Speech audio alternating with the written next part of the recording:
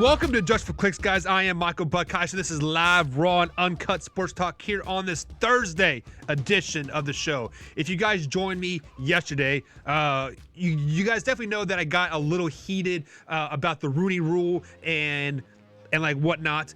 But today is Thursday. It is a new day. We're going to discuss the Rooney Rule a little bit more. We're going to really dive deep into the Dallas Cowboys hiring, and we're going to get Marcus, the Sports Freak's first NFL Draft top 10 of the 2020 season here. So it is Thursday, and we have to welcome Marcus on the phone here. Marcus, how are you doing today, man?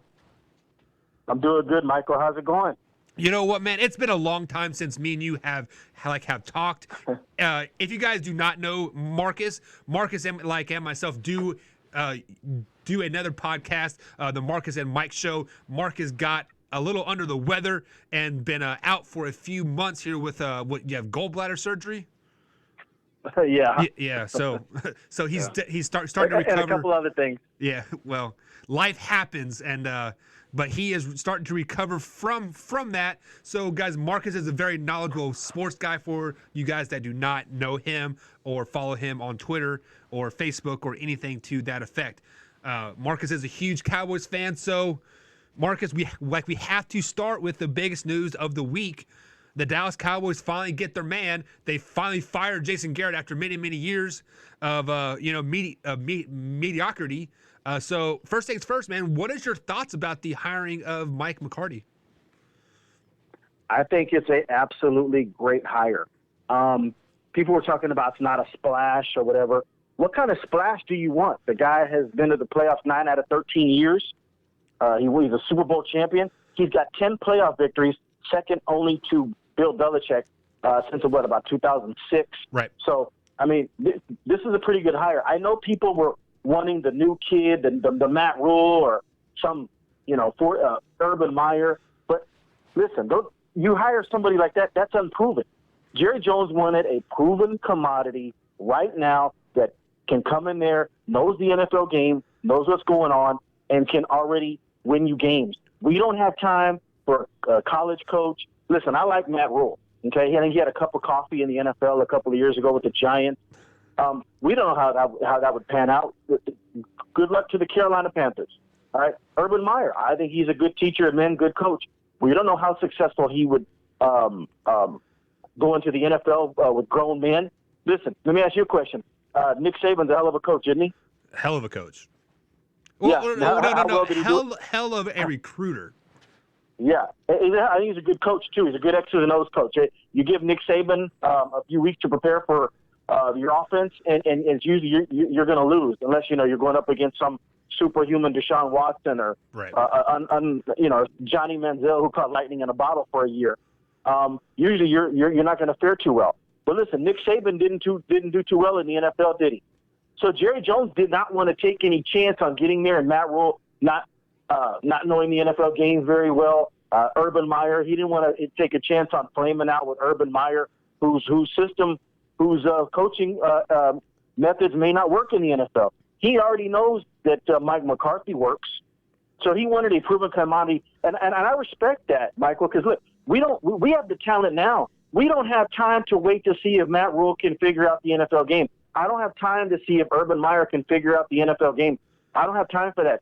Let the Carolina Panthers and the New York Giants and all that. Let them figure that all out.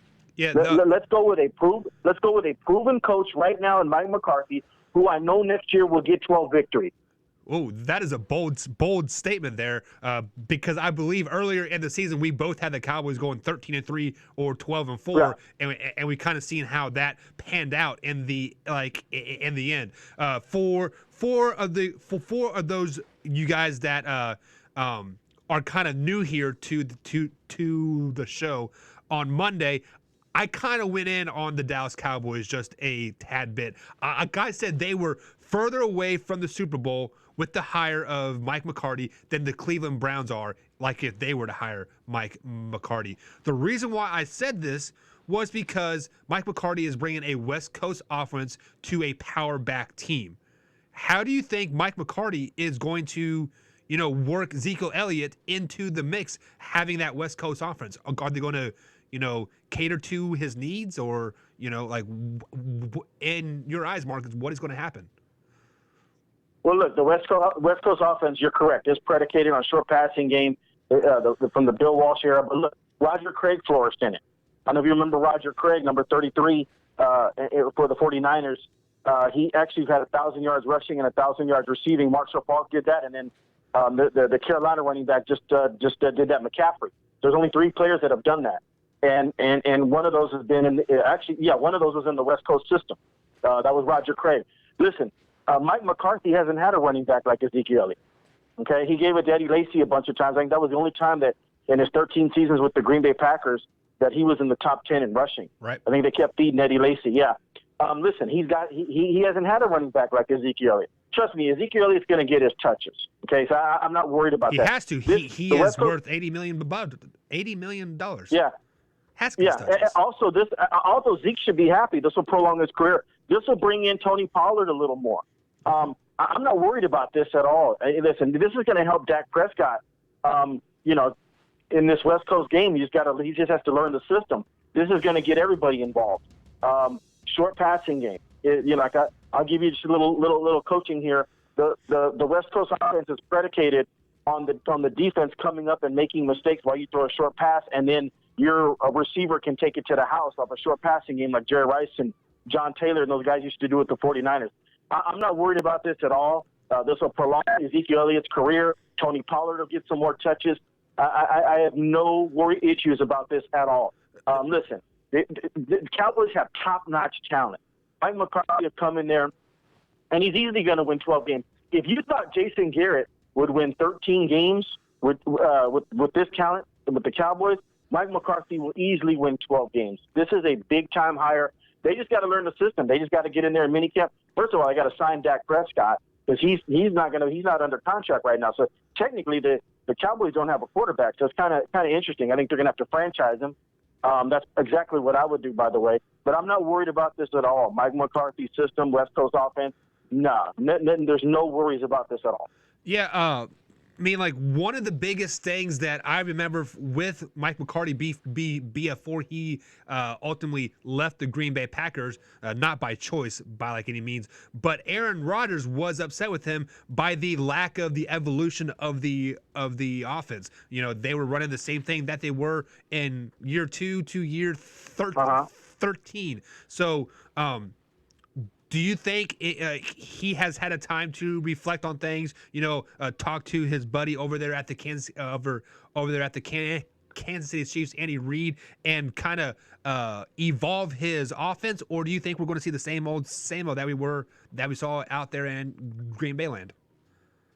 Well, listen. Not only what else was Aaron Rodgers upset about? He was also upset about management not bringing in good players and letting good players walk out the door, good receivers. Right. So Mike McCarthy doesn't have that worry with Randall Cobb. They'll probably transition tag Amari Cooper and our number 13, who's had another 1,000-yard season. Kid from Colorado State. I don't know why his name is Gallup.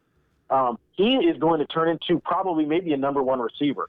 So, listen, he's got a lot of toys to work with, Mike McCarthy. I think that's a little bit overblown. I think Aaron Rodgers was a little bit more upset about, just Devontae Adams was his only top receiver, and he's letting everybody else go, and Devontae Adams is getting hurt.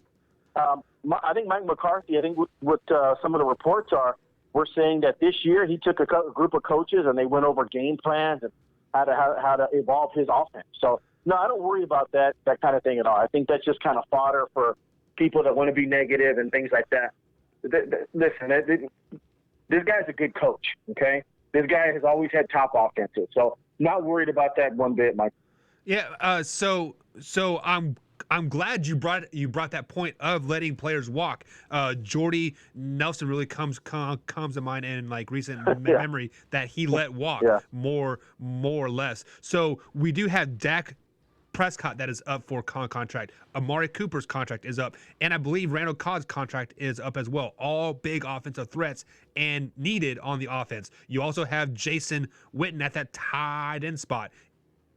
Does somebody like Mike McCarthy let these players walk, or does he go into Jerry Jones' office and say, we need these guys? Because his track record is proven to say that he will let those guys walk. If he sees any chink of their armor, see you later. What do you think? Look, I'll tell you right now. Yeah, that's a good point. I'll tell you right now. That's a great question because I think does Mike McCarthy want to coach Dak Prescott? If he does, I think they'll sign Dak Prescott to a long-term deal. At least I think they're going to franchise tag him. And let's just see how it works for one year under Mike McCarthy. I think that would be the smart move for Dak to get that 1 year deal. Can you turn that off, please? So yeah, and listen, and the Amari Cooper thing is interesting too. Do they transition tag him? That's possible. But let me tell you this, and we'll talk about this in a little while. This is a wide receiver draft. The Cowboys have the 17th pick with all that talent. You know, that pick is supposed to be in the 20s with the talent. At least we thought that the Cowboys would have like the 28th or 29th pick overall in the draft, and then those jokers go to 8-8, and then they get the 17th pick. Right. You have a wealth of wide receivers to pick there at 17. So if they want to let Amari Cooper walk, that's fine. I would not do that. I would put the transition tag on Amari Cooper, and I would put the regular franchise tag on Dak Prescott, and let's run this back 1 year with Mike McCarthy, and let's see what happens. I'd let Byron Jones walk, by the way. I like the kid. Not enough turnovers. He's got 2 interceptions in about 80 games. That's like 1 every 40 games. Good cover guy, can't have that. We got to have a little bit more playmakers. He's a good football player, but I'll go ahead and let him be somebody else's responsibility. I probably, with that 17th pick, go corner. Yeah. But yeah, go ahead. Yeah, I mean, like we'll definitely touch on the draft on the other side of the break here, but just to amplify your point there, maybe he doesn't have that many interceptions. It's because people simply are just not throwing to his side. We see people like Jarrell Rivas, he has 3 interceptions like all season because they only threw to his side like 9 times. So, I would definitely like to see that stat of like how many times they threw to his side or to his guy versus his interception in the last 80 games. Yeah, that's true, but you have to come up, Michael, in your career with more than 2 interceptions. I mean, you got to luck up on. You got to be around the football. Listen, they didn't throw to Deion's side a lot of times, Jarrell Rivas' side, and they still got interceptions. I mean, you've got to come up with interceptions, and Byron Jones just simply doesn't come up with them. Unless he wants to take a big-time hometown discount. If Byron Jones is looking to be, a top-paid corner in this draft without the resume of interceptions, he will be gravely mistaken. So he'd have to take a big hometown discount there.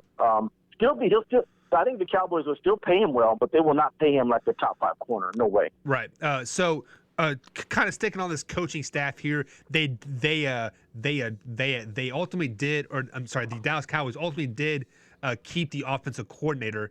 Was that a smart move on their part? That is, well, Kellen Moore is still still the offensive coordinator. That's yet to be determined. Let's see how well, let's see how well he does with McCarthy when they get in there, maybe mini camps or something. I'm not sure how those talks are going. Mike McCarthy might want to. I think Mike McCarthy's going to call his own play. So basically, Kellen Moore is going to get somewhat demoted. He'll be offensive coordinator in name, but I'm almost 100% correct on this. Kellen Moore will not learn Mike McCarthy's system over the summer and then call the plays week 1. Right. That'll be all Mike McCarthy. And so Kellen Moore, if he wants to, stay on as Mike McCarthy's understudy, that's probably completely up to Mike McCarthy and Jerry Jones. I really wanted to fire the entire staff. I don't Which I want thought any they of those did. people back. Yeah, listen, most of them will be gone. I think Kellen Moore will be back. John Kidna, maybe Mark Colombo, the offensive line coach. Those 3 might be retained. Maybe Chris Richard, unless Chris Richard gets a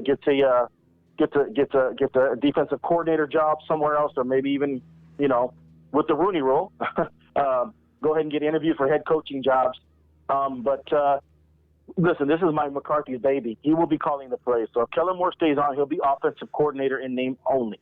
That is great insights there from Marcus, the sports for you guys. Just, Marcus is a very knowledgeable Dallas Cowboys fan.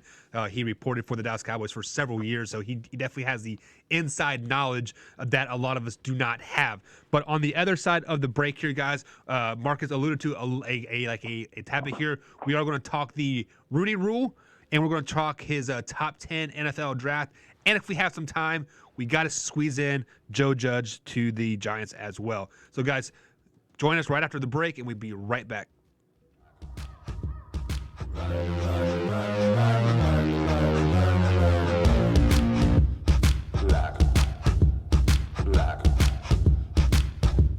And welcome back to Just for Clicks, guys. I am Michael Butkaisha. This is live, raw, and uncut sports talk. It says Thursday edition, so that means we do have Marcus, the sports freak, here on the other line. Marcus, how is your afternoon going, man? Is it swell? Yeah, no, it's going pretty good. Just sitting here in the house, usually about to go pick up my little one, my daughter. But yeah, glad to talk to you for a few minutes. All right, man. Well, thank you for taking us, taking a half hour out of your day or so to talk some sports with us here. If you guys missed us, we did just talk about the Dallas Cowboy hiring of Mike McCarty, and sticking it in the NFL. Hiring coaches and stuff like that. The Rooney Rule has come back in fruition. If you guys listened to yesterday's show, I was highly upset about the whole Rooney Rule situations here. I think the rule is stupid, and if you just are not qualified for the job, I shouldn't have to interview you just because of your skin color. Marcus, what are your thoughts about the Rooney Rule? In principle, I agree with you on the Rooney Rule. But everything you just said was correct. I shouldn't have to. It shouldn't be some kind of quota or something where I have to interview you because of your skin color. I agree with that on all bases. It should be the best qualified. That's what sports is, Michael. Right. It doesn't matter. You're a coach, man. It doesn't matter who walks in the door. If an Asian kid walked in your door and ran a 4.3 and took punishment and showed he was the best running back, everybody else would just step right aside. Right. And this guy would be your new running back. It wouldn't matter where the hell he came from, okay? So I completely get that. But I will say this. The Rooney Rule is responsible for black head coaches getting hired. It's almost like the owners needed that Rooney Rule to go, hey, wait a minute. You're not interviewing enough black coaches. Now we're going to have to put a rule in place, so you're going to do that now. So the Rooney Rule did help as far as that, the Lovie Smiths and Marvin Lewis and coaches and things like that. But you're right. Face value, no, I don't like it. You should be hired based upon what you have done in your coaching career. And that being said, I think a lot of people are getting upset, though, because, Eric Bieniemy is not getting hired anywhere. Leslie Frazier, defensive coordinator, right. Buffalo Bills. I don't think he's even got an interview yet. Marvin Lewis is getting an interview. Now, we know Marvin Lewis's record. He's 0-7 in the playoffs. Yeah, it doesn't matter. Was a longtime Bengals coach. He's a hell of a defensive coordinator, though. I think he's going to get back and be somebody's defensive coordinator. Right. I wouldn't have minded him with the Cowboys as a defensive coordinator. That guy can coach his butt off, okay? May not be a great head coach, but there's a lot of them like that that aren't great head coaches but really good coordinators. But I'm glad the Cowboys got Mike Nolan, the linebacker coach from the New Orleans Saints. That guy's track record is pretty damn good. Great hire. Great hire, yeah. But, I think that people are getting upset because there's a lot of black coaches that are not getting the jobs. And I think that'll change. I think Eric Bieniemy is an up-and-coming coach. I think he will be a head coach very soon. Yeah, I mean, not to take away from anything whatsoever. Yesterday, I was called basically saying that I hated black people for saying that. Oh my goodness! But on the other side of the coin, what if only a black coach was interviewed and hired? Shouldn't the Rooney Rule apply to white coaches as well? Shouldn't you have to interview at least 3 people and then one being a different skin color? Yes and no. I mean, it doesn't really matter to me whatsoever because at the end of the day, I really truly think that NFL owners have their guy already in mind. The interview process is just a formality thing. Just like what the Carolina Panthers did with Rule from the Baylor Bears. They knew they wanted that guy. I've heard reports and seen reports that saying that they were not letting him leave until he signed on the dotted line. 7 years, $7 million, kind of backs up that statement. Just like as well. Yeah. So let me ask you. It's the same thing. Yeah, go ahead. Yeah, so let me ask you about that hiring. Rule has never won a NFL game. He's never been a head coach in the NFL, but the Carolina Panthers offered him 7 years, $60 million, $70 million with incentives and he's now the 8th highest head coach in the NFL. Did the Panthers go all in on the wrong guy? They may have. That's to be determined. That's a crapshoot. It's like drafting in the NBA draft. It's like, hey, he's getting like James Wiseman. Played like 2-3 games of Memphis, and now he might be the number 1 pick overall. You're just taking a flyer, man. We have no idea if Matt Rule's going to be a good coach or not. That's why Jerry Jones, is it a good hire? We'll find out in a few years. I know Mike McCarthy's a good hire. Right. I know that for a fact right now. Yeah, I'll look at the resume. I have no idea what Matt Rule, hopefully he's a home run hit. Jerry Jones, we don't have time to wait around to see if Matt Rule's going to be good or not, or Urban Meyer's going to be good or not, or Lincoln Riley's going to be good or not. We don't have time for that. Those other organizations, go ahead and let them flounder around. They'll have time. So Matt Rule, I would not have hired Matt Rule. I would not have given him almost $10 million a year. I think that's borderline ridiculous. Yeah. But real quick, and another thing you were talking about, the Washington Redskins, they knew their guy. They wanted Ron Rivera right away. How fast did he get hired? Right. Like almost, minutes after the season ended, Ron Rivera was the head coach of the Washington Redskins. Same I thing didn't with see Joe anybody Judge. complaining about that. Nobody complained about that, did they? No. No. Yeah. Ron Rivera's an Hispanic American. That's fine. And Ron Rivera's a Super Bowl coach. He didn't win it, but he got there. I happen to think that he's about the same as Jason Garrett, but hey, that's what the Washington Redskins want to do. I think Ron Rivera brings discipline to the Redskin organization, and you can see he already made a few changes as soon as he got there, right. And that's a fine hire. But listen, you're 100% correct, Michael. You hire the guy who you target and who you want, regardless of his skin color. Dan Snyder wanted Ron Rivera, got him. No complaints about that. But now everybody's complaining about different hires and stuff. Hey, that's who they wanted. Cowboys wanted Mike McCarthy. They had to interview Marvin Lewis. I thought they were going to interview him to get the defensive coordinator job, but like we talked about, that went to Mike Nolan. I would have been happy with Marvin Lewis as a defensive coordinator. But you hire who you want. That being said, I do think there should be more black head coaches. The league is about 72% black. You would think that there would be a couple of more black coaches, but there's not. Lovie Smith retired. He's now at Illinois. Tony Dungy went to go call games, or he's an analyst at NBC. So, listen, it'll change. I mean, people get all upset about it. Eric Bieniemy will be a coach. Leslie Frazier will be a head coach soon. He's got that Buffalo Bills defense flying around. Yeah. Yeah, and just to add to your point there, though, but just because the league is 75% black, those. Just because you are a great NFL player, that doesn't always translate into being a great NFL coach, because there are some people that can do, but they cannot tell you how to do it whatsoever. There are people that cannot do, but they know how to tell you how to do it properly. So I really feel like, just because the league is 75% black, that doesn't mean that 75% of those players can coach in the NFL. They cannot translate their pure athletic ability into thinking of how to tell you how to do it. Because I'm not calling NFL players stupid by any stretch of the imagination, but it is hard to articulate what you have to, how to perform something. Absolutely. Something that comes just so natural. Yeah, look no further than Michael Jordan, the greatest athlete, greatest player of all time. He couldn't pick a player to save his life. Yeah. So he struggled in the draft, to put it mightily. So I understand completely what you're saying. I mean, we'll see. I think people listen. This is where people got upset about it. Joe Judge went from the wide receivers coach to head coach, just skipped over everybody. Okay, because the Giants identified him. They talked to all the right people. They talked to Bill Belichick. They talked to Bill Parcells about him, or whoever. And everybody gave him a ringing endorsement. This guy could be a great coach.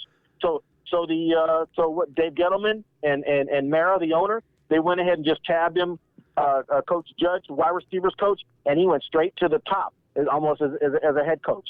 I think that's what people got upset. Like, hey, wait a minute, we got a bunch of black coordinators running around, and they're not even getting a job, and you're taking the wide receivers coach.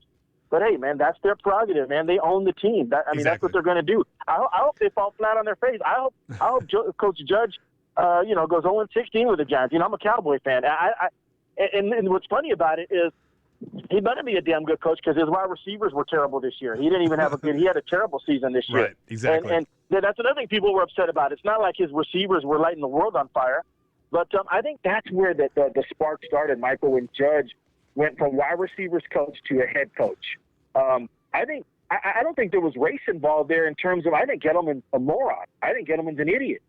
Well, man, I would not. There's coordinators that are ready to be, and I don't care if they're black or white. I would not have taken a wide receivers coach and just put him as head coach. I don't care if Bill Parcells or Bill Belichick said he's great. I don't care. I don't let him pay his dues a little bit more. I don't care much about the race. But hey, listen, I'm a Cowboys fan, so I'm happy the New York Giants has a wide receivers coach as their head coach now. I'm stoked about that. Right. I am a Cowboys fan as well. They are my second team, even though I am wearing my Kansas City Chiefs hat today. But hey, you're about to go down on Sunday. Get out of here with that talk, guys. Marcus is a Houston Texans fan as well because he is from that area. So it's definitely has to adhere it. But I don't want the New York Giants to go 0-16. I want them to go 4-12. 5-11 year in and year out, just so they have reason to keep Joe Judge and they name Eli Manning starting quarterback for the next 2 years. But we are getting close to the end of the show here, and Marcus, on Thursdays, I bring you on here to talk the NFL draft. Yes, the NFL draft is 4 months away? 3 months away, actually. Sure. April, three and a half. Can you give me your way too early draft projection top 10 pick? Who are your top 10 players going off the board? Listen, I got a bunch of them. It's hard to put them in top 10 now. I haven't even done a mock draft yet. Like you said, we're 4 months out. This is a wide receiver draft. It's an offensive tackle draft, and it's a quarterback draft. I tell you right now, I like the quarterback this year. Herbert from Oregon. You got the kid from LSU who's absolute stud. He'd probably be the number one pick in the draft. You have Tua. Should be. You got this. Yeah, absolutely. So this is a quarterback draft. There's also a good cornerback draft. Grant Delpit, I love him. Free safety, strong safety. This is a heck of a draft. But wide receivers is where you're going to get it. That's why it's going to be interesting. In this first round, I think you might have 5 or 6 wide receivers go. Okay, and that's a lot. So before we get time here up on the show, like this next week, we will bring you back on and we'll really have a top 10 broke down here. Since this was kind of a Dallas Cowboys focused show for the day, you said the Dallas Cowboys are 17th in the draft this season. Mm-hmm. Tua has officially announced that he will be entering in the NFL draft. Some people has him as a top 10. Some people would have him dropping down to the second or third round because of his injury situation, the hip and the ankle and all that stuff. Does he drop down to 17 to the Dallas Cowboys? It's possible, but not probable. If he's there, do the Cowboys pick him up? No, not if you think that Dak Prescott is going to be your long-term answer. I don't think so. I think that if you were to let Dak walk and then you sign Tom Brady like on a 2-year contract, Phillip Rivers, somebody like that, which is possible. To be honest, I'd rather have Phillip. People might think I'm crazy, but I'd rather have 36, 37-year-old Phillip Rivers than 42-year-old Tom Brady. Then with that 17th pick, then you might move up and then you draft a Tua to have him play behind Rivers. I don't think the Cowboys will go quarterback if Dak Prescott is their future quarterback. I just don't think you do that. Dallas is solid all over the place, but with that 17th pick, if you're not going to bring back Byron Jones, Jeff Okudah at Ohio State, the best cornerback in the draft, will probably be gone. But you're looking at a Christian Fulton at a cornerback at a LSU, John Reed, cornerback at a Penn State. You're looking at even a Grant Delpit. You can trade up for him, free safety, strong safety. That would be a great pick for the Dallas Cowboys. So I'm looking at defensive back. Dallas is solid all over the place, but defensive back is where I'd go with that 17th pick. Like I said, if you're going to let Dak walk now, you better sign Phillip Rivers. You better sign Tom Brady. When we're talking like a 2-year deal, and then you go after Tua. Then you go after Justin Herbert with that 17th pick. You trade up and get one of those guys. All right, guys. So that is going to be it for today's show. Marcus, thank you for having on or being on the show today. Marcus will be our weekly Thursday guest. So look forward to definitely some NFL talk with him, some Cowboy talk, and definitely NFL draft talk as well. So, guys, as always, this is Michael Buckeye. This is live, raw, and uncut sports talk. Join me tomorrow, same time, same place. Have a great day.